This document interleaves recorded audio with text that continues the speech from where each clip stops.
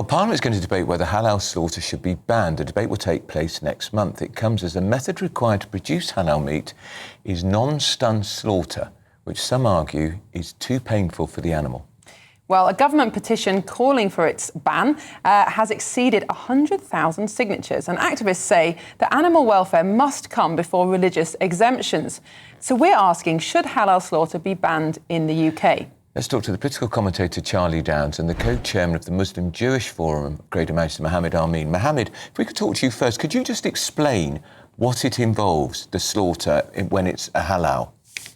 Yes, both halal slaughter, which is practiced by Muslims, and kosher slaughter, which is practiced by Jews, involve killing an animal that is otherwise fully conscious by cutting its throat with, in the Jewish case, they're very strict about a single cut. Islam is not as strict about whether it's a single cut or multiple cuts, and then the animal bleeds to death and dies.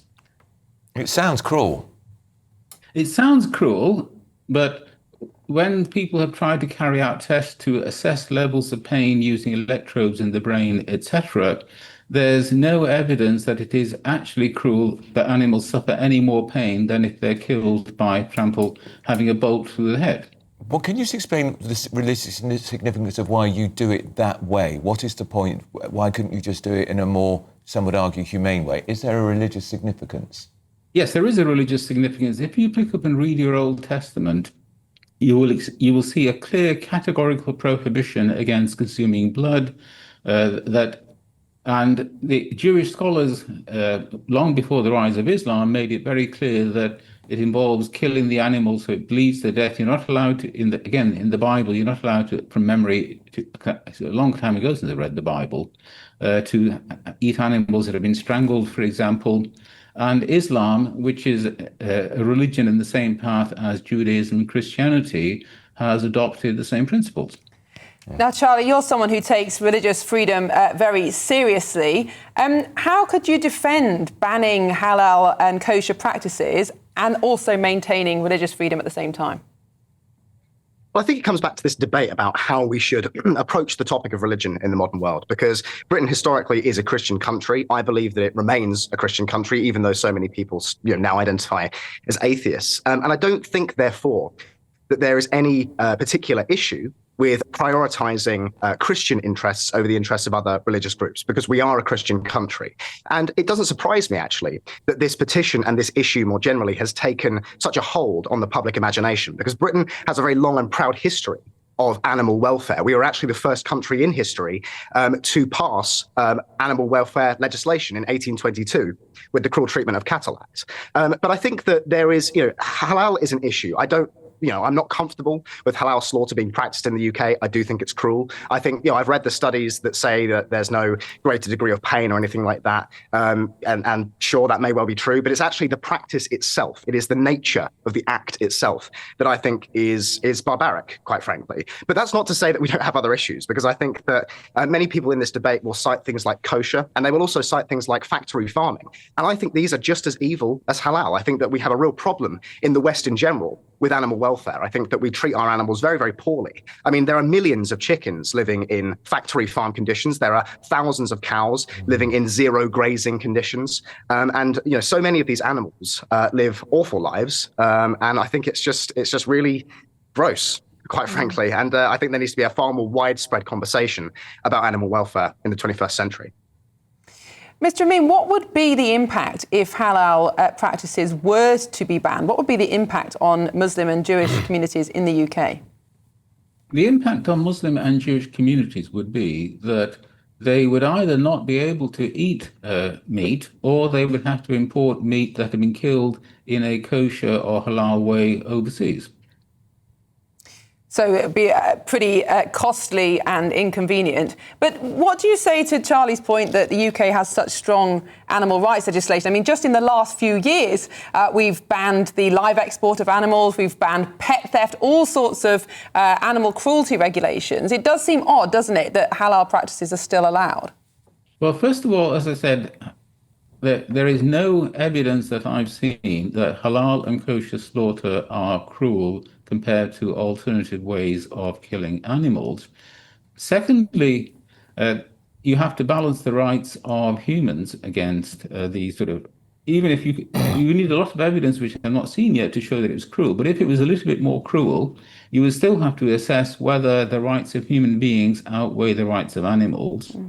And thirdly, I do want to respond to this point about Britain being a Christian country. The idea that Christians would deliberately trample over the rights of Jews, Muslims, or indeed other religious groups if they were relevant.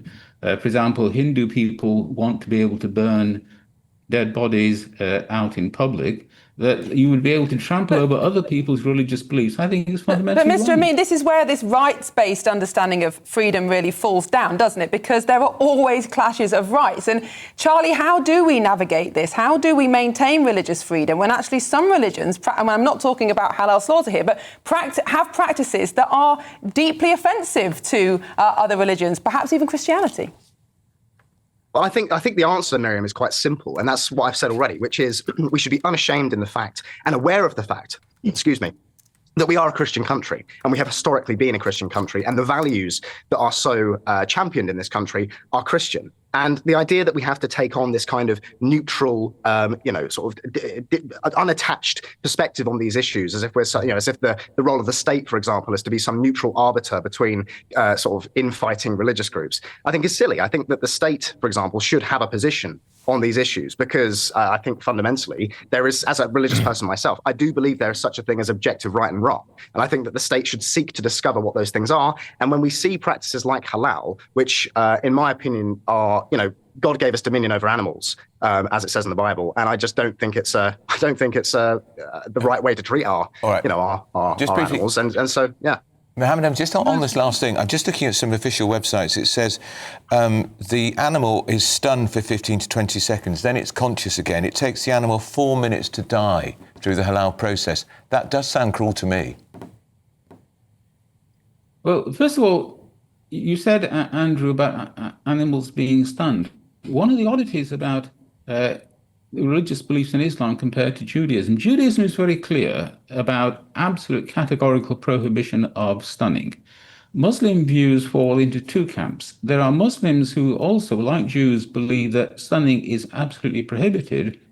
There are other Muslims who accept stunning. And the extract you just read out is obviously from a slaughterhouse run by Muslims who do accept stunning. In the case of stunning, if the animal has been properly stunned, then it's stunned. I mean, it's no different from the bolt being fired in a sort of non-atheist slaughterhouse or Christian slaughterhouse or a Muslim slaughterhouse that accepts stunning. I don't understand what the issue is there. Well, if it's not... And finally, there was one question I wanted to ask about Christianity. Well, hang on, what about the fact it takes 4 minutes for the animal to die?